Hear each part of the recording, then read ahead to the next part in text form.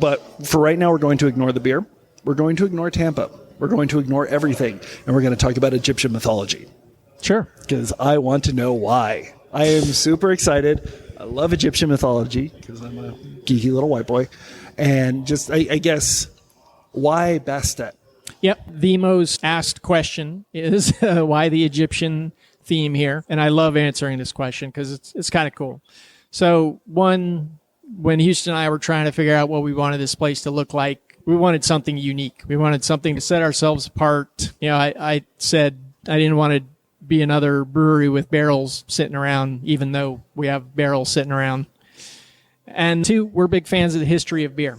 And people don't realize how important beer was to ancient Egypt. Beer and bread were daily staples for ancient Egyptians. And when I was learning about their history with beer, reading all their mythology about beer, you know, how the gods gave the Egyptians beer and whatnot, I came across a story that's related to beer that has Bastet in it. The short version of this story is that Ra is the pharaoh in Egypt at the time, and he's getting older, and he feels like people don't respect him sufficiently anymore because of his age. So he sends his warrior goddess, Bastet, who is sometimes called Sekhmet, out to kill everybody. So, because that's a great place to start a brewery. Right. So she goes out and she starts killing everybody, and the other gods point out to Ra that as soon as everybody's dead, nobody worships him. He says, oh yeah, I guess that was a bad idea. So he calls her back, but she's been killing everybody. She's in this bloodlust and she won't stop. So he takes 7,000 jugs of beer. He pours pomegranate juice in it to turn it red, and he pours it out in front of her, and she thinks it's blood. So she drinks it, gets drunk, falls asleep, and stops killing everyone. So beer saved the world is the takeaway from that. I love the crazy mythology stories because it's nuts. It is like... Yeah, so, beer was used as payment for workers. They paid the workers that built the pyramids in rations of beer. You could go into the marketplace and buy beer and take it to the temple and use it as an offering to the gods. In, I think it was February of last year, they discovered the largest ancient brewery ever found. And according to the Ministry of Antiquities in Egypt, they were making probably 22,000 liters of beer on this site. To put that in perspective, as a modern brewer, I measure beer in a barrel. A barrel's 31 gallons. My system back here is a 5-barrel system. At 22,000 liters is 193 barrels. So they were making a lot of beer. That is amazing. So, which came first? Your interest in all of this awesome Egyptian mythology or your interest in making beer? Difficult to answer because I've always been interested in ancient cultures. I've always been interested in cultures that are not my own, what I grew up in. I like learning about what's out there in the world. And it's sort of reflected in our beers. The Ole Tepache is a Mexican-inspired recipe. We make a beer that the Lemnik that's up here right now was inspired by a recipe from Finland called Sima. There's the Midnight Murata beer on tap right now that was inspired by Chicha Murata, which is a Peruvian drink. So when we're looking for inspiration in flavor and what to do with a beer, we go look at what other cultures brew, what other countries brew, because everybody ferments something, right? So having always had this interest in other cultures and everything started early, but I was interested in beer early too, because I'm a lot interested in science, and beer is part science, right? That's a lot of science, actually. It's a lot of science. Yeah. It's a good bit of science, actually. And I always found, so we've done a lot of these interviews, and most brewers come from somewhere else, something completely different.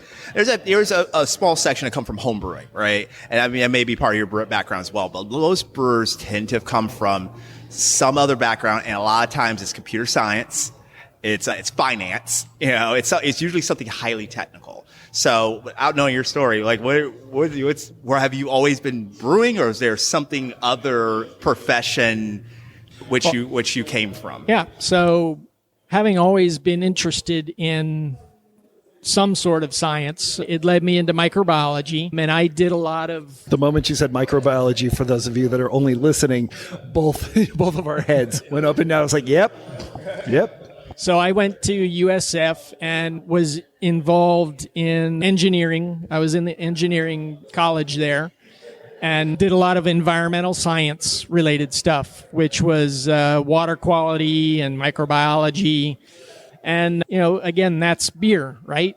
Water, microbes.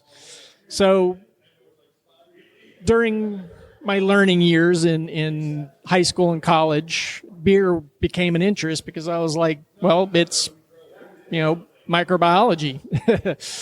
So I think I got my first copy of Charlie Papazian's The Joy of Homebrewing when I was 18, and Relax, have a home brew.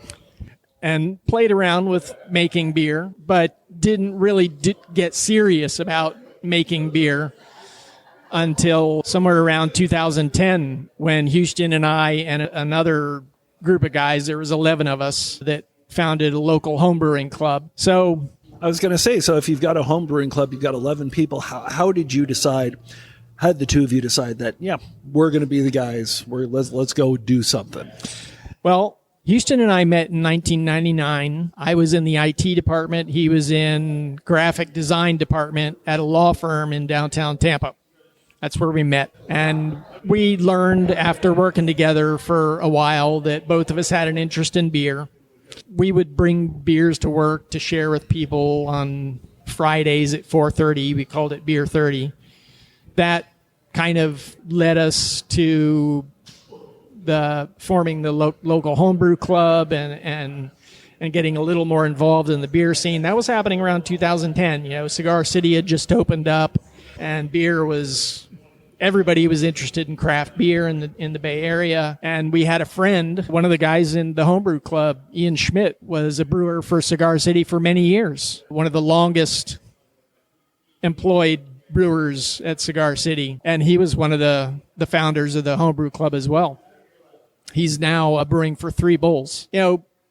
Beer brought Huston and I together, and I always tell people that beer is a social thing. I don't want to sit on my couch and drink beer. I want to go talk to people about beer and hang out with people that want to drink a beer.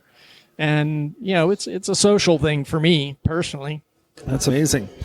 So you've been hanging out, you've been home brewing. Obviously, it's one thing to do that as a hobby.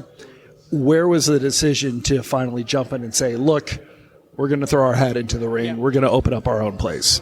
So after doing the homebrewing thing for a while, Huston and I started talking about the possibility of opening a brewery. And that was, during the homebrew club years. And Ian Schmidt had already gotten a job at Cigar City and was brewing there. I think he started in 2011.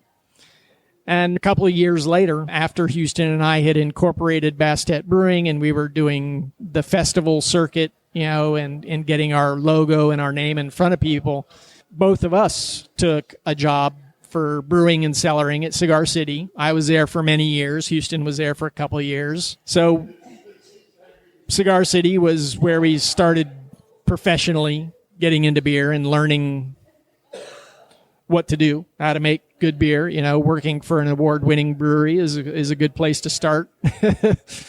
So that's kind of where Huston and I learned the ins and outs of good beer. Gotcha.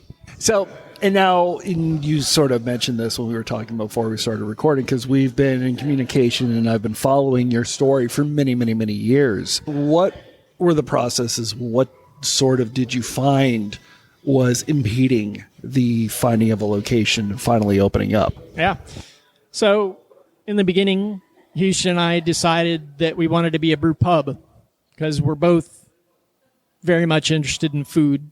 I call us flavor fanatics, whether it's food, drink, or whatever. We enjoy flavor. And, we started shopping around looking for financing to start a brew pub. And everybody knows, a lot of people realize at some point that a brew pub is two businesses, food and beer. You're running two businesses and twice the amount of capital and all that. So, shopping around trying to get financing for a brew pub, we started learning it was going to be more of a challenge than we were up for. So, and Houston and I are two regular dudes just making beer. We're not super rich or anything. We don't have super deep pockets. We're just two guys that love beer.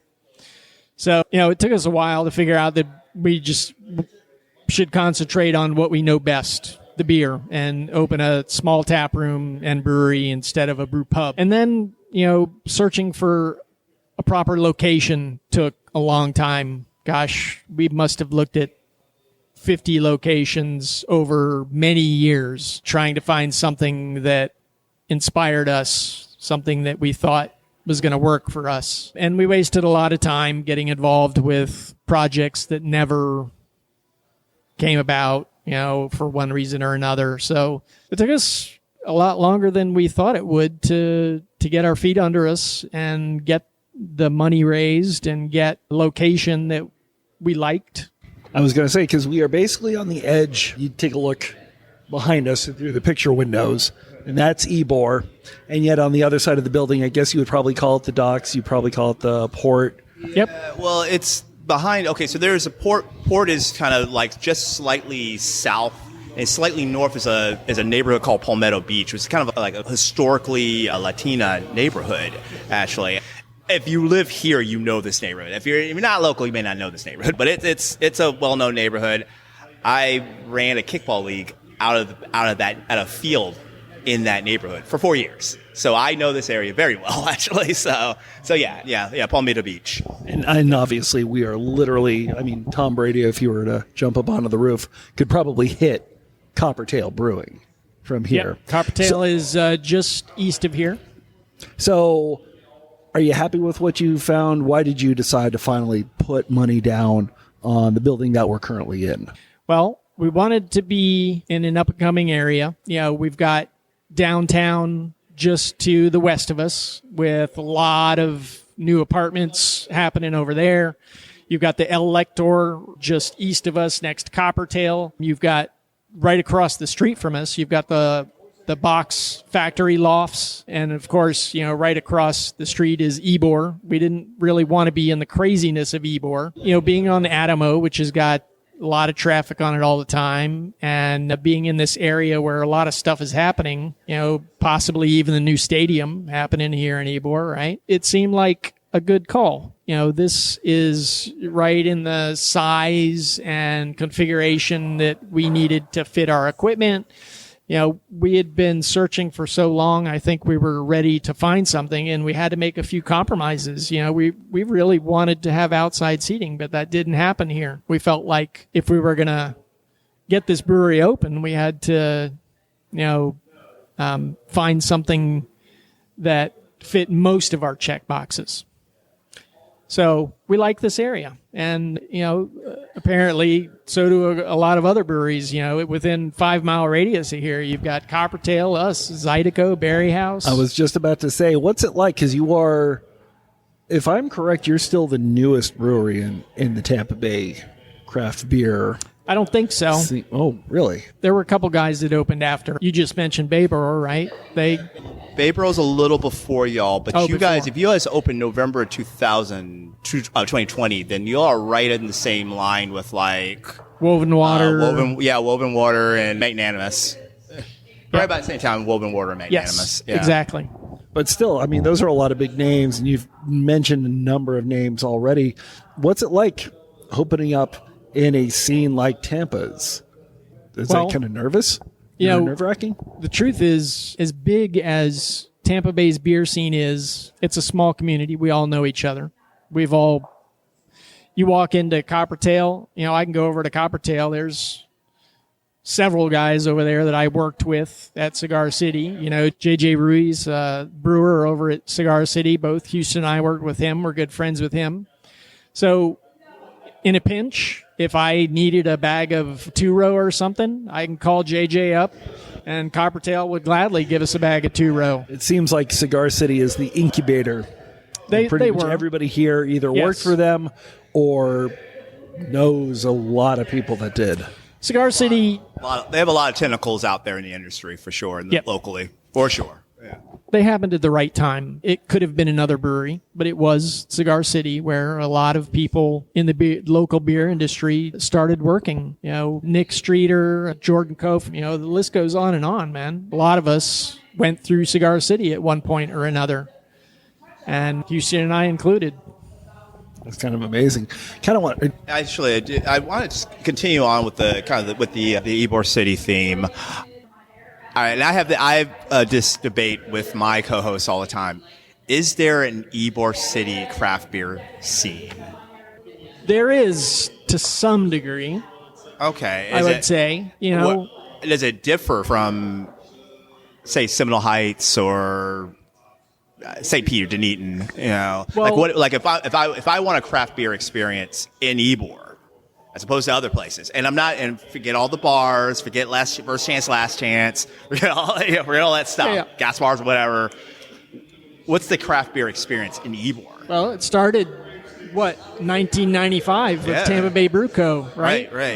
People forget that, too. On 15th Avenue. Yeah. In that small Yeah. building that I think is now the Cigar City Cider and Mead, right? Yes, I think it was the is. same Yeah, building. That's right. The same location. And then when they decided to build out Ebor and to, put the whole Centro thing in there, TBBC got in that great location right in the middle of it, right? Yeah, right below the movie theater. Yep. Yeah, So I felt like that was the beginning of craft beer in Ebor.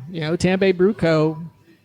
planted themselves there, and they've done fantastic. And then, along the way, many other breweries popped up. J. Paul's got Zydeco, which is super cool place. Berry House has made a home in there. They're making great beer. Coppertail obviously liked it in this area, and it's a nice little community that we've got here, just downtown with Magnanimous and even Late Start. like within walking distance. Yeah. Yep. Yeah. They've got that building on cast there now, so Yeah.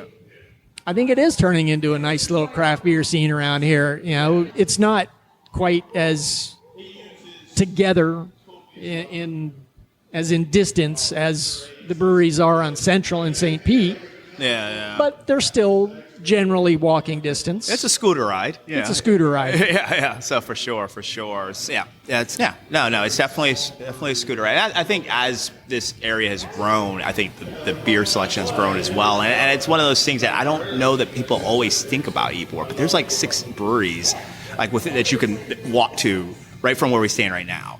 Now, one thing I am curious about, so you mentioned a few times that you made the choice to be outside the craziness of Ebor. What are some kind of the differences of being over here, almost sort of like adjacent to 7th, as opposed to being like where like Zydeco is, or where or a TBBCO is in Centro? Well, the truth of the matter for us, That was the most local-based question I've ever had on this podcast. I was not able to follow half of it. I'm happy that you asked it, but wow. I'm a longtime resident, so yeah. Well, the truth of it for us is that we did look at a couple spaces in Ebor, but they needed a lot of work. Ebor is very old. Historic district, yeah. So. And some of those spaces are very expensive, needed a lot of work, and you've got a lot of zoning and stuff that goes along with being in the historic district. The city wants you to be respectful to that it's a historic district, Right, and you have to be course. careful with what you do with your space. Yeah. So it was a little outside of our price range, really. Oh, gotcha. So, yeah, I actually do think you guys, it may not seem like it. You guys actually do have a unique space. 'Cause I see a lot of breweries, but there's something about the fact that I can stop at that light behind me, and literally there's a brewery like right there. Like, because there's got to be there's got to be a lot of like, oh man, you know what, man, hard day, coming from my work, from downtown, heading out to Brandon, and then like, oh, there's a brewery right there on the right. Yeah, let me stall for an hour. I'm stuck in traffic. It happens. It does, yeah. And I think there's value in that. So for sure. Adamo's a traveling road, though. People are going home or going to work if they're driving on Adamo. And if you're driving east on Adamo, our sign is kind of obscured by some other stuff. Or driving west on Adamo, we're on the other side of the street. So you got to be looking. Yeah. I get that for to sure. See us. For sure. So I was going to say, unless you have any other questions, I want to chat about the beer. So why don't we bring over Huston? If that's okay. Let's do it. Awesome. So the cheesy question, the obvious question, the first question that I would definitely have to ask when it comes to the recipes and it comes to the beers and everything, because you are themed. Sorry about using that word. We're not in Orlando, but themed to a culture that was so traditionally based in the creation of beer.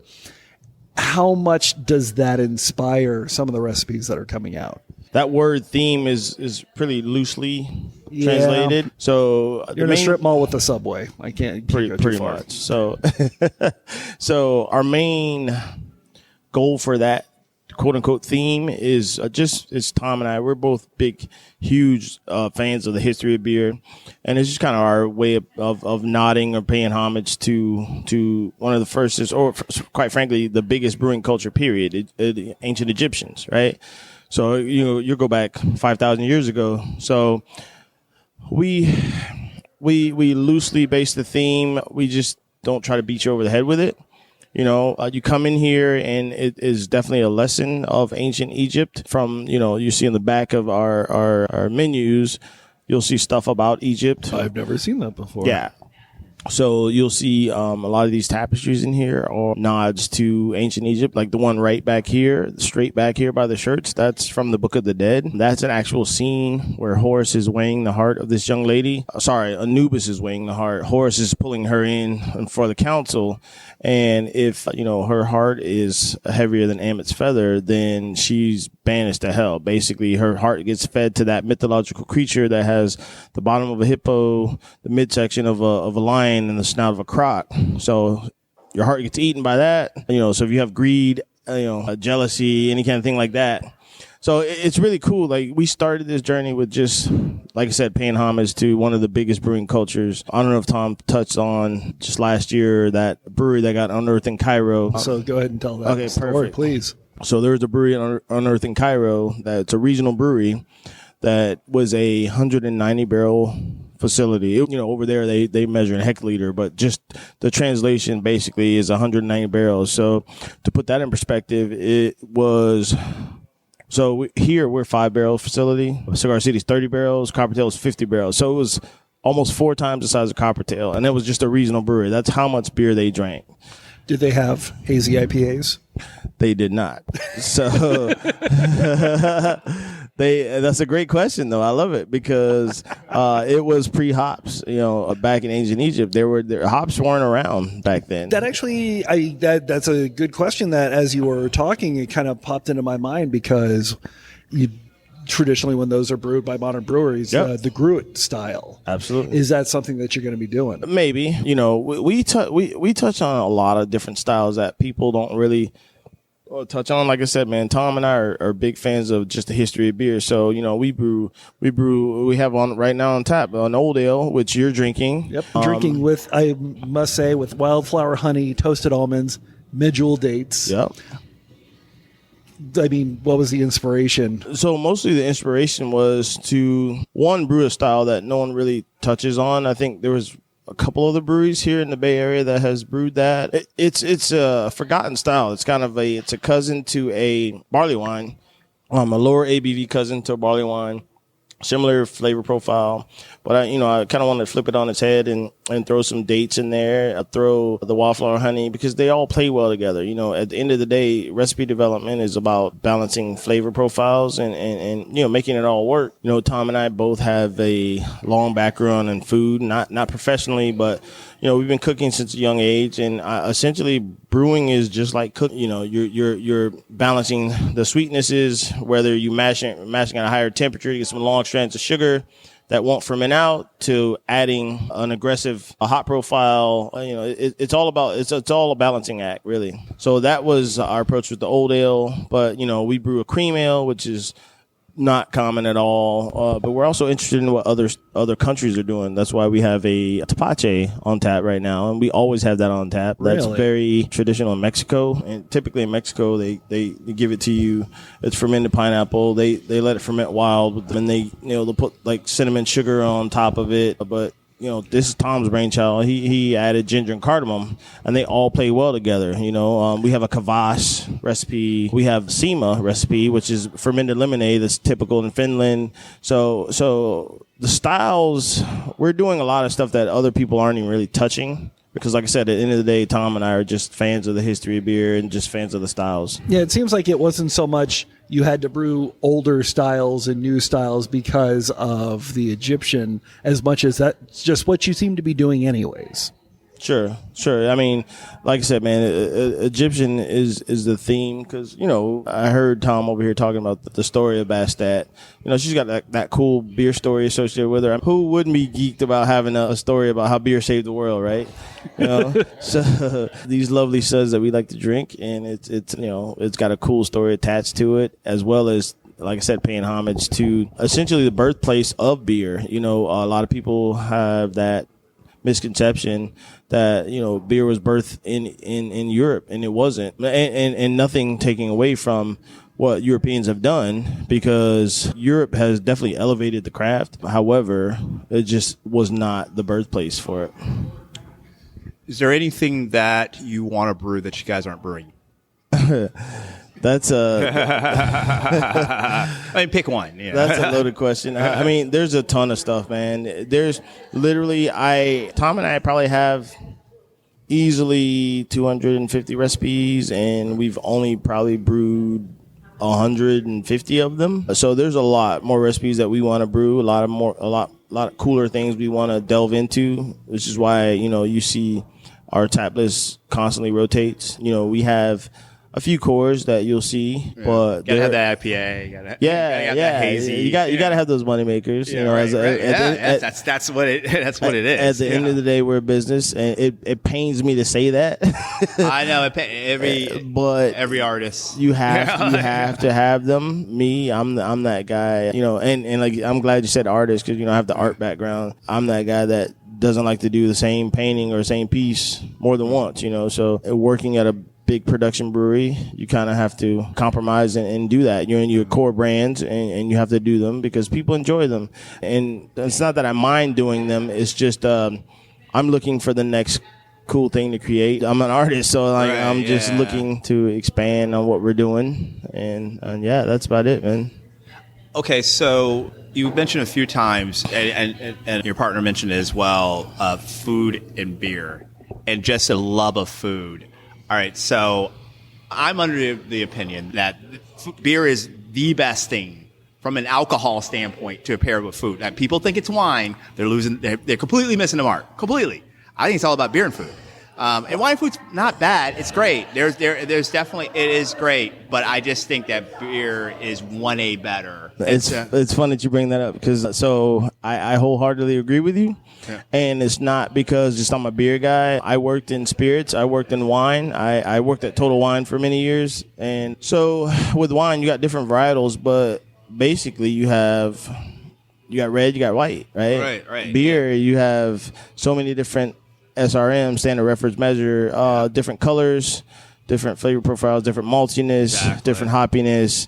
It's far more complex. And I know some wine nerds' head is exploding by hearing me say that. Please don't boycott me. If you're a wine guy, I'm not shitting on wine, because I love wine as well. I love bourbon. I love all these things. Yeah. I'm just agreeing with you that they do pair better with food, and the fact that those are the two most communal things ever. Beer and food bring people together. Yeah, exactly. And it's been for hundreds of years. Long history of this. So absolutely. What is your go-to beer-food pairing? I mean, there's just so much, man. I'm kind of a cheese meat nerd, so I'm a big charcuterie guy. So I eat a lot of charcuterie. Honestly, man, I like a good like nutty cheese with a malty beer. I love it. It all depends on mood, but I will say most often I probably drink a malty beer beverage with a nuttier, harder cheese. But I also am still learning, with the whole pairing thing. I've drank. Can I cuss on here? No, maybe. I drank a lot of beer. I was gonna say shit ton, but That's fine. Okay. That word's okay. It's the other word that we can't do. Okay, no, but that's it'll fine. get bleeped, That's which is fine. That's fine. I've drank a lot of beer and I've eaten a lot of food. So as often as I can, I'm trying to pair them and learn different pairings. Because I'm not a second level cicerone or anything like that. So I'm not like a pairing expert. However, I know what I like, right? Yeah, right, so at right. the end of the day, that's really all that matters. It's what I like. We don't have a food program here, so we don't have to worry about that as much. But yeah, man, that's All right, can I get one more bonus question? of course. All right, so if I was to bring in my mom's sweet potato pie, Yes. she's from rural Georgia. She's a great sweet potato pie maker. Uh-huh. And if I tried it with the Joanne's tater pie, Uh-huh. would I like the result? Absolutely. So here's the thing. My mom was born and raised here in Tampa, Florida. My father is from Mobile, Alabama, so in the Bible Belt. My dad was born in 37, so he's in the middle of all the nastiness of segregation and all that. So he's a country boy, right? So my mom Both my parents are from the country. Yeah, there you go. So I got a lot of country family, and my mom quickly adapted along those terms. So Joanne's Tater Pie is named after my mom. So that's essentially everything she put in her sweet potato pie, put in that beer. That's why it's named after her. It will pair excellent with sweet potato pie. I've done it, and it's amazing because the great thing about it is that you get more of the pie crust that you don't get in the beer, because the beer is mostly like I said, copious amounts of sweet potato, cinnamon, nutmeg, vanilla. So you get all those layers, but I didn't add anything for crust wise. I mean, there is some flaked oats in there, so you get some breadiness or whatnot, but it's not heavy crust. So it pairs well with sweet potato pie, actually. It'll bring more of those nuances out. Since you're still relatively new, this may be a difficult question to ask, Sure. but in terms of core beers, have you started to look at what you wanted to be your core beers? Have you created cores just with all the years that you've been on the festival circuit? Or is that something that you're just not interested in? So we had an idea of the cores because of the festival circuit. Since I don't know if Tom touched on this, but we've been doing the festival circuit since 2014 when we were incorporated. So we had a great idea of what we thought would work. Well, you open the door and that kind of gets flipped on its ear. Like the people speak for what they want, right? So we have tweaked. So we have drilled it down to our Deshret. It's a 6.5% red ale. It's not on tap right now. I'm actually brewing it next week. Our APEP Pils, that's on tap right now. It's our Pilsner. It's a straight up crisp, clean Pilsner, 5.2%, crushable, super clean. It's been babied from beginning to end. And then our Bastet Blur, which is our hazy. It's the one that you tried with the West Coast. So right now we're dealing. Oh, sorry. Let me throw the Giant up as well, because Tom's a huge fan of dry stouts. And we're really super proud of that dry stout. We serve it on regular CO2. We also serve it on nitro. And we've kind of proved that other breweries only do it seasonally. We've kind of proved that you can do it year round. People, I mean, a lot of people say that whole thing, there's a stout season. Well, there isn't a stout season in Florida, because Florida, we get hot, hotter, hottest. Those are our four seasons. Like there's no winter for stout season and all that. So like, honestly, that's why we consume so many stouts here. If people said that there was a stout season, there would be no Angry Chairs. There would be no Cigar Cities. There would be none of these breweries that have these, super big stouts here in Florida. Like we consume stouts just as much as we consume Berliners here. And it's just a fact. So I guess what's coming up next? Or are you safe for right now? I mean, so we're just taking it day by day here, man. We're asking people to support. If you like our suds, just to support. We got some collabs in the making. We just did a collab with A1 Bay. We have a collab in the tank right now from Levin. We're working on a collab with Seven Sun. Devin's been gracious enough to she came in, tried our sours. She likes what we're doing here, so that's cool. It's always good to have a nod from your peers. You know, we're just gonna try to do some cool collabs with some pretty dope people that we like and we like their stuff, and then continue to try to push out like quality beer. Really, man, that's about it, man. We just got through Beer Week, which is awesome. You know, Tom and I are like old dudes in the industry, so. You know, our liver doesn't behave the way it used to, so it was kind of brutal for us. But you know, we're powering through it, man. And yeah, it was awesome. We had some good feedback on our stuff. We poured at Florida Brewers Guild Festival. Didn't get a chance to make it to Brewers Ball, but you know, it's good to see the energy and see like people are excited about craft beer and to be out there in the thick of it. Awesome. Thank you so much, gentlemen. I do appreciate it. Thank you for having us, man.